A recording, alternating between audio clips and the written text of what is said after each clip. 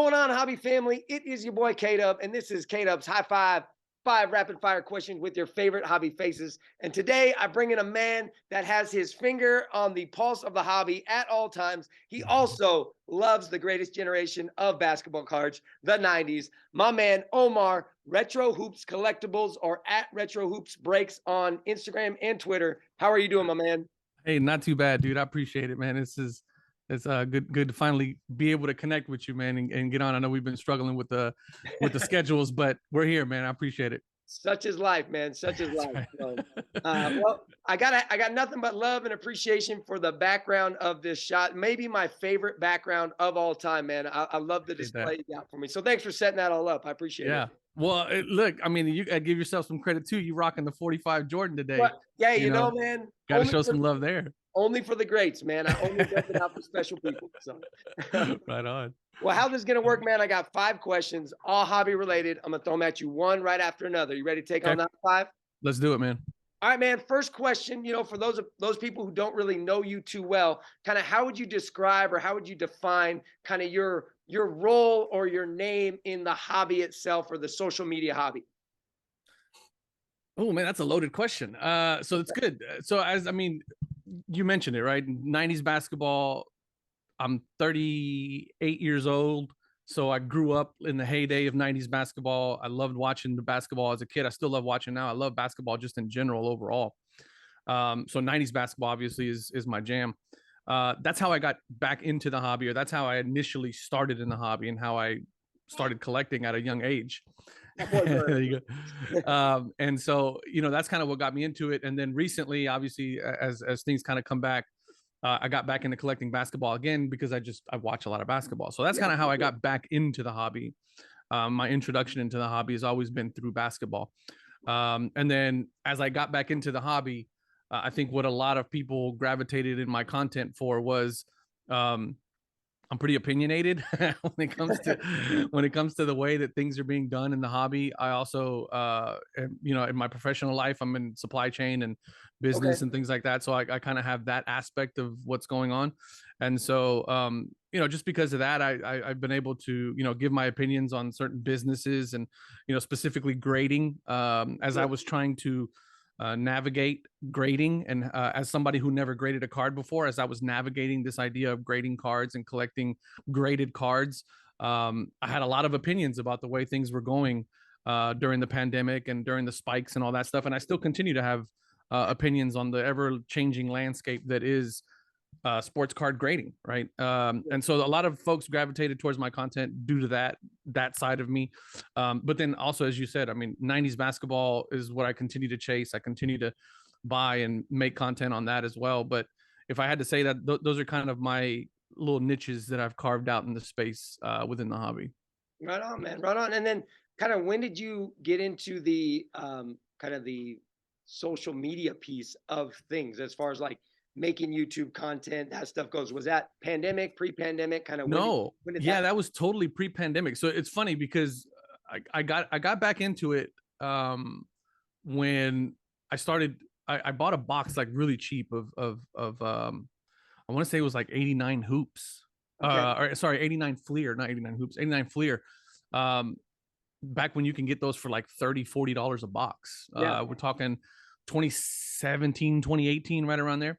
Yeah. And my kids at the time, my oldest was 5 at the time. And so I started doing just Facebook videos, like just with my Facebook friends and family that are on my Facebook. I got like a couple of folks that I interact with on Facebook. It's mainly family. And so they all know me to be a basketball nut, but I thought it would be kind of cool to make a video of me and my son opening up basketball cards from when I used to play basketball. And that was really like a lot of people, when I would see them, they're like, man, that was really cool watching you open up basketball cards. Like that was pretty dope. And so then I just started doing it. And then I started putting a lot of that content like on my personal Instagram, where I would open up a box because they were dirt cheap. And then I'd post like, oh, look at this, man. I pulled a, Jordan, or I pulled a, whatever, a bunch of stuff that I would pull. And then sooner than later, I realized that I was posting a lot of basketball card content on my personal Instagram and on my personal Facebook. And I have a friend of mine who lives down the street who is a pretty big YouTuber in a different niche, and he said, "Hey man, you should do videos of you doing that stuff and talking about it, because he watched a few of my lives, and he's like, you know a lot about that era of basketball." He goes, "You'd be surprised how many people would enjoy that kind of content." And at the time, I had no idea about YouTube. I mean, obviously I knew about YouTube, but like being a content creator and all that stuff was just so foreign to me. And he's like, "No, dude, you could totally do it, and it would be great. A lot of people would gravitate toward it."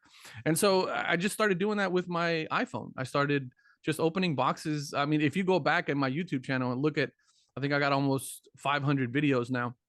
Yeah. If you go back and look at my first videos from 2 or 3 years ago, it's basically just my iPhone pointed at the desk, and I'm just opening boxes of 90s wax basketball.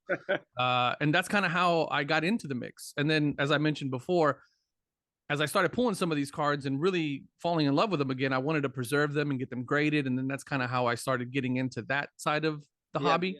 And then that's kind of really where things took off on my channel, because I had some gripes about PSA at the time. And, I was trying to navigate this whole grading situation. And so once I started publishing those types of videos of my opinions on how things are being ran and things like that, that's when things kind of really took off with the channel. For sure, man. Oh. I dig it. It's always fun to hear kind of the origins of the channel or the Instagram or I mean, it's fun to hear kind of the beginning. So very cool. And I'm a big fan of keep ripping that wax, man, because that's what people want to see. So yeah, that's right. That's right. All right, man. Well, second question for you, kind of when you think about collecting cards for yourself, kind of who would you credit as some of your biggest influences in your collecting journey when it comes to the hobby, collecting cards, sports cards, it's in general? Well, that's a good question, man. A lot of it was just driven by, guys that I really watched when I was playing basketball. I mean, when I was watching basketball, and I'm playing a little bit myself. And so collecting, PC type stuff. I know there's a lot of folks out there that have some, once I jumped onto Instagram and things like that, seeing other people's collections was just absolutely mind blowing. So as far as influences and things like that of who collects and things like that, I've said a lot of really harsh and negative things about PSA in my content, but the president of Collectors Universe, which is Nat Turner, has one of the most insane 90s basketball insert collections that you have ever seen in your life. And just looking at him and watching him like rip some of the most amazing wax in during that era, he's a huge I don't want to say inspiration, but like it's really cool to see him, in the way he interacts with the hobby, because that's kind of his thing as well. The guys over at Bench Clear Media, Mike Moynihan and Ty over at Chasing Cardboard, those guys have been absolutely the best, with just talking to them and getting advice from them, with the whole content creation and stuff like that. But those guys have always been really good with me, giving me advice and bringing me in. I think Ty was the first one to ever reach out to me to have me on their channel, which was insane to me that anybody at the time when he reached out to me, I'm like, you want me to be like, how? I just, it just blew my mind. Right. Absolutely. But no, it's been really great, man. I don't really interact a whole lot locally, which I probably should do a little bit more of. But also just going to like the card shows, the Dallas card shows, and seeing everybody that comes up and says hi and stuff like that. That kind of stuff just kind of really keeps the ball rolling. But yeah, it's been fun, man. It's been a really interesting ride and a really interesting experience. Got to meet a lot of great people. One of my good buddies now that I met, he's halfway on the other side of the world in Australia. My buddy Peter, who's a humongous Hakeem Olajuwon collector. And him and I have gotten to know. I mean, I know his. I've seen his kids, and he's seen my kids, and like I know him. He's a good buddy of mine in the hobby. I know what he does for a living. We've talked, and it's been great. And he's halfway on the other side of the world. Like how does how crazy is that? But and we came together because of Hakeem Olajuwon. We're both big Hakeem Olajuwon collectors. Sure. So just stuff like that, man. It's been a really interesting journey for sure. Oh yeah, and I can just totally piggyback on that as far as like how social media has really connected. Yeah. Whereas when I was a kid, it was you meet up with your buddies at the card shop. That's Now right. I can have a group text with a dude from South Carolina, a dude Yeah. from Kentucky, and we can be talking about cards, throughout the day. And Yeah. it's a pretty Absolutely, man. it's a pretty special thing. And I can agree with you on Ty and Mike as well. I've had them both on the high five, and they've been super helpful for me, and as far as being wet behind the ears when it comes to Oh man, they're the this best. stuff. So They're the absolute best, man. yeah, And I've told this to Mike and to Ty is like, hey man, anything that you guys ever need from me, man, just give me a shout. I'll drop what I'm doing. But those yeah, guys have been the best. And then to your point too, I'm a partner in Card Hedge, which is the market analysis tool that we use to price out your cards and stuff like that. And my buddy JD, who's my co-host on a Card Hedge podcast, yeah, I met him through social media. He reached out, and we got a great relationship, and it turned into a great business partnership with him and the owner of Card Hedge, which is River, and also one of our other partners, Lou. And we're all spread out across the United States. I mean, JD is up in Maine, Lou's in Tennessee, River's out in California somewhere, and I'm down here in Texas. And we came together, and here we are running this company for the hobby, and it's just been great, man. Awesome. I love it. Yeah. Well, let's get to the cards, man. So when you think about the Grail card for you, the Grail Chase, I mean, a card you've always wanted, what would you say the card is and why? Interesting. So again, it's 90s basketball, right? So I have a couple, right? Some that are kind of like pie in the sky, like really unattainable type cards, which would be any of the PMGs from any of the big dogs in the 90s, right? Obviously the Grail would be to land, like a green PMG or a red PMG of a Jordan or a Kobe or anything like that. But in that same set, if I'm not mistaken, and because I've been less than after this card for a while, it's Charles Barkley in a Houston Rockets uniform. Okay. In that set. And so, to get a PMG of that, whether it be green or red, would just be absolutely nuts. But one of the ones that I've always wanted and always chased after was the Platinum Portraits, Hakeem Olajuwon from that set. Okay. And I managed to get just the base Platinum Portrait, which is that die cut kind of dot matrix face card. So I managed to get one of those. And then about a couple months ago, somebody was selling the titanium version of that, which is again super hard to get. And I managed to work out a deal with that guy. So one of my Grails I actually have. The other is, yeah, dude. That was when I got that card, man. That one was, and what's funny is that I had also acquired a 1-of-1 Prism Olajuwon because I was doing the Prism Rainbow set. Yeah. And I got a 1-of-1, and that was fun, right? But that titanium one, even though it's not a 1-of-1, obviously, but that was fun. But definitely PMGs, man. I wish I had the money to really go chasing after some of those, but they're really tough to find. They're tough to get. And the thing about it is that at the price of wax for 97, 98, Metal Universe, there's not going to be more coming out, right? No, like nobody's going to be ripping more. They're not making any more of it. Yep. Well, not only are they not making any more of it, but whatever they made, if you find a wax box, a sealed box of Fleer Metal Universe, it's it's in the thousands of dollars. Like people aren't like you and I aren't pulling up to a card shop to buy a box of that stuff, right? I mean, Nat Turner, I think, ripped open a box like years ago, and he actually has one, maybe I think he might actually have a couple in his collection of 90s wax. That, I mean, that's the level of kind of like that's the level that set has risen to where just sealed wax is like museum type stuff, right? You don't touch that, so whatever's out there is out there now. But I mean, obviously the PMGs are numbered to 100, and then the first 10 are green, which that's the whole kind of chase of it. But Holy Grails, man, that would be any good 90s basketball player that I can get that was a superstar, all-star, Hall of Famer, in a PMG, green or red. I'm not picky. Yeah, so that's kind of the Grail there. Love it, man, love it. All right, well, let's talk about the product then. You alluded to Metal Universe there. If you had all the money in the world, you can rip any box you want to rip. What box are you picking and why? Yeah, absolutely. 97, 98 Metal Universe. So I'll say that, right? Because you know, any amount of money in the world, you know, if you could do that, that's obviously kind of the chase. But I'll give you another one, which is 93, 94 Fleer Ultra.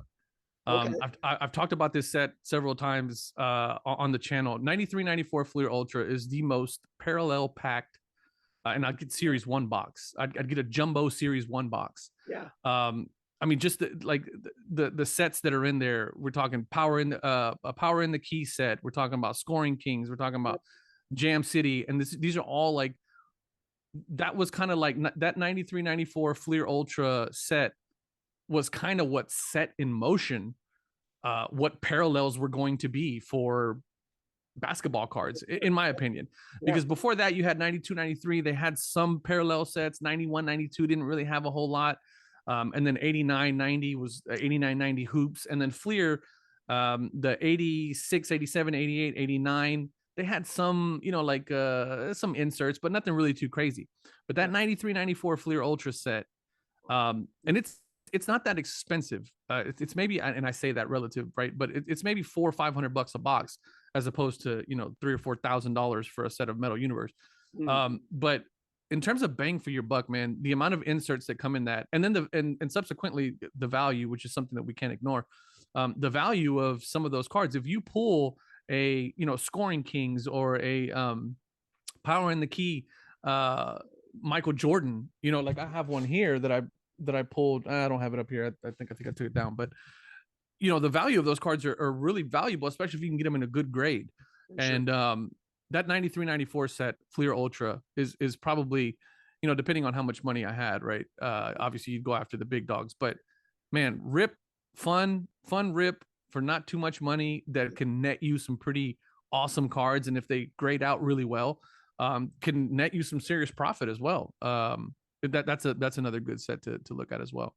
Absolutely. And the variety it brings, you know, I mean, I think to me it's, you know, 5 cards. And I mean, if you're getting different inserts, I mean, and then Fleer Ultra is just a quality product as it is. Yeah, absolutely. I mean, absolutely. Even the base cards are fun cards. Yes. Yeah.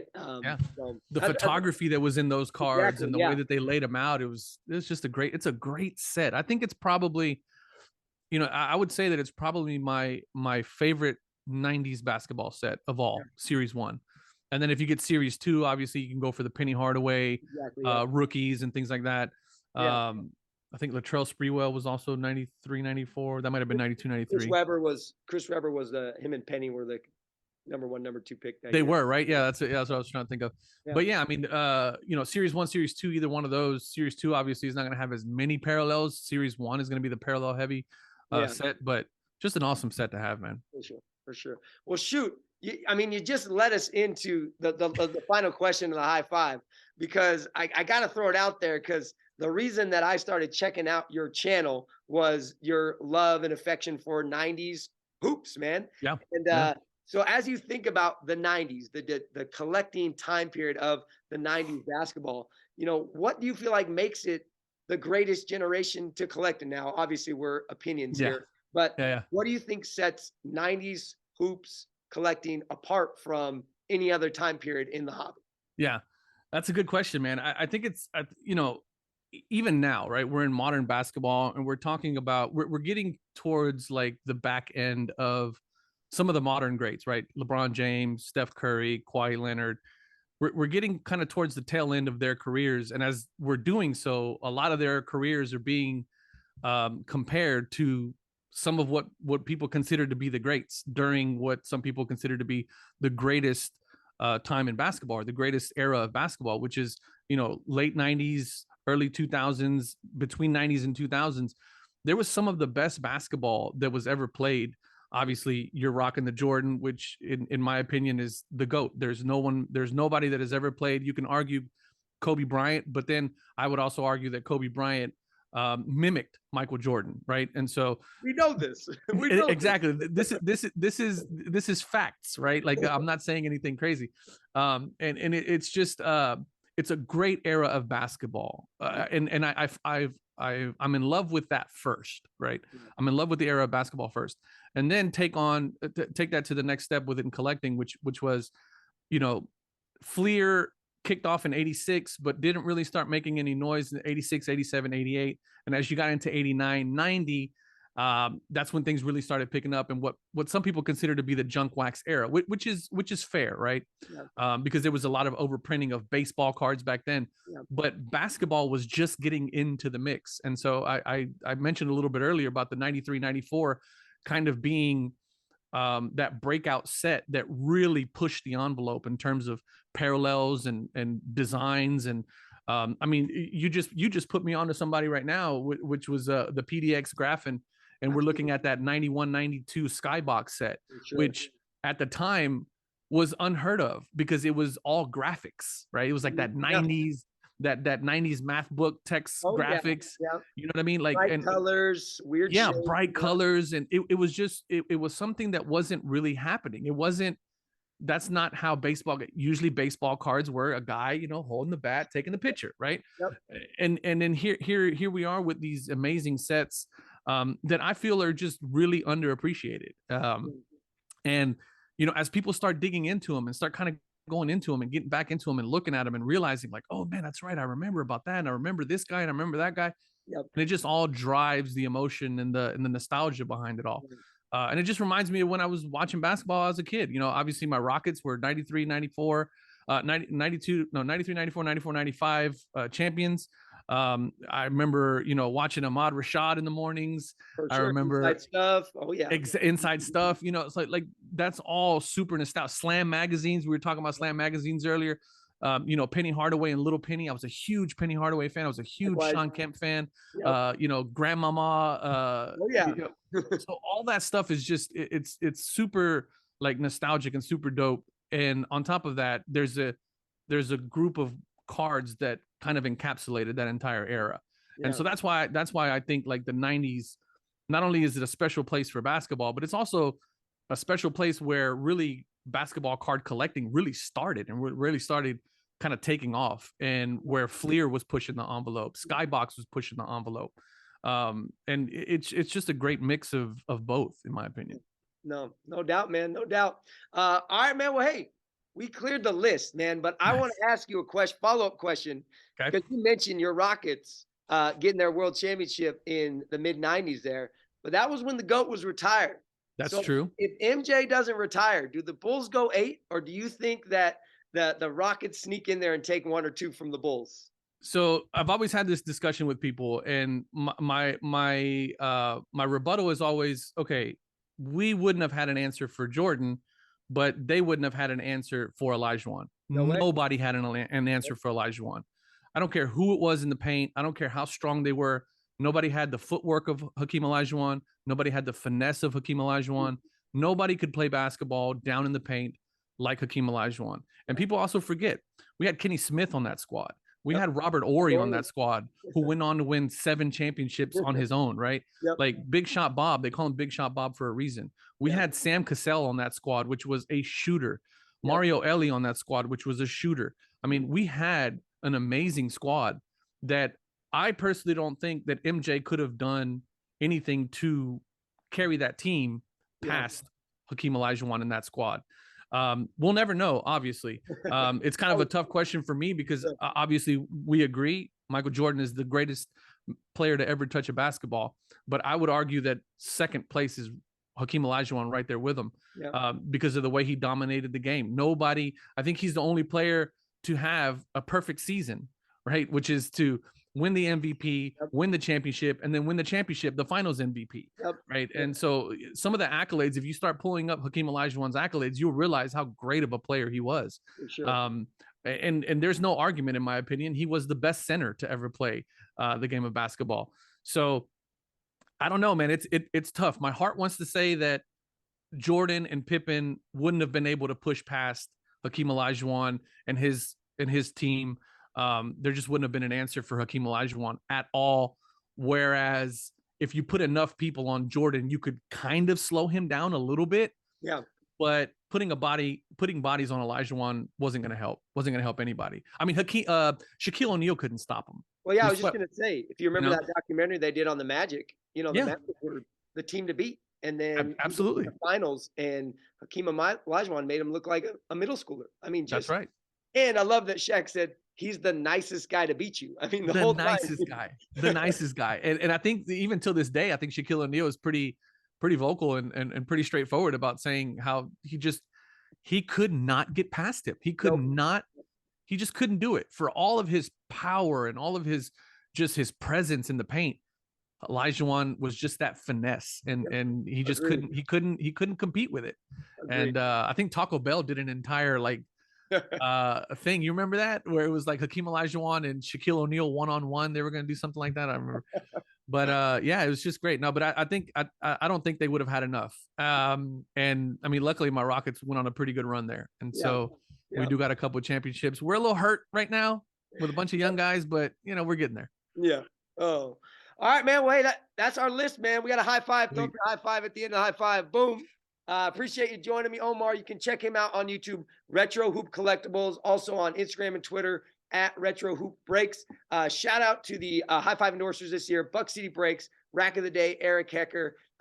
Please subscribe to the channel, like up this video. If you love the 90s, this is the video to like right here for sure. Always remember, folks, be the good. Thanks so much for being my guest, man. And we'll catch y'all next time on the next high five. Thanks, man.